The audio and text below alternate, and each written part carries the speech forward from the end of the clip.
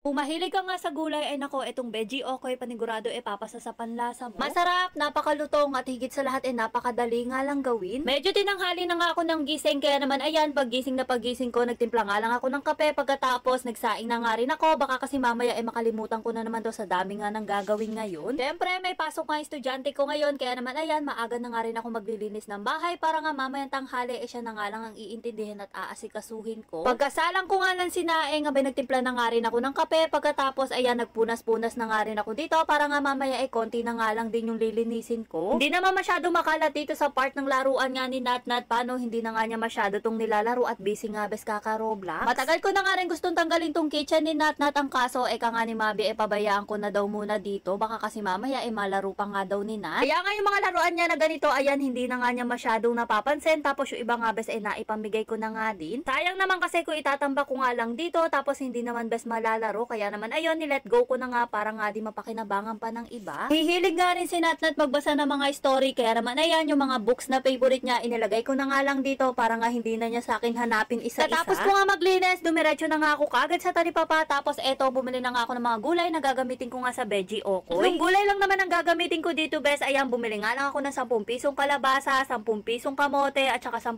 pisong carrots. Nahiwa naman yan bes. Ay nako, sabi ko sa inyo marami na yan, nataabot na nga to ng ulam namin hanggang mamayang gabi. Pagkatapos ko hiwain, pinagsama ko na nga dito sa isang bowl at syempre titimplahan ko na nga to at gumamit nga lang ako dito ng asin at paprika. Optional lang na may paglalagay ng paprika. Kung wala kayo na to bes, wag na kayong maglagay. Tapos ayan, konting paminta at 4 na kutsarang cornstarch. Tapos naglagay nga rin ako ng malamig na tubig dito at eto ang sekreto bes kung bakit nga malutong ang ating veggie okoy. Kahit bes sa pagpiprito nga ng manok ganito nga ginagawa ko. Ang pinangahalo ko nga do malamig na tubig para nga pag pinrito malutong nga bes. Haluin lang na mabuti kasi nga eto nga cornstarch ang magbabind dito sa ating okoy. Pag ganito ng itsura, syempre set aside. Tapos ayan, kumuha na nga ako ng kawali at magpapainit na nga rin ako dito ng mantika. Bali kung gagawa nga kayo na to bes, syempre kayo na nga bahala kung gaano kalaki or kung naliliitan kayo sa ganitong size na ginawa ko, lakihan nyo na nga lang bes. Akala ko nga nung una hindi nga to magugustuhan ni Natnat. Paano hindi nga siya kumakain ng carrots. Pero yun, nung kinakain niya bes hindi naman niya nahalata yung carrots at naubos pa nga at umulit nga. In fairness nga bes, abay 30 pesos nga lang yung nagastos ko dito para sa gulay. Pero tignan nyo naman napakarami ko na nga ding naiprito. At habang piniprito ko nga yan, syempre gumawa na nga rin ako ng sausawan. At alam nyo naman kapag ganitong okoy, abay Diyos ko, suka nga ang pinaka the best na sausawan yan. Yung maraming sibuyas at higit sa lahat medyo maanghang. Grabe, kako nga dyan magda-diet ako pero Diyos ko, hindi ko na naman napigilan yung aking sarili at sobrang sarap. O siya, ako naghahanap nga kayo ng murang ulam. Abay sabi ko sa'yo, eto best papatok nga sa inyong budget at higit sa lahat masustansya at napakasarap. At higit sa lahat panigurado papatok nga to sa mga inyong chikiting.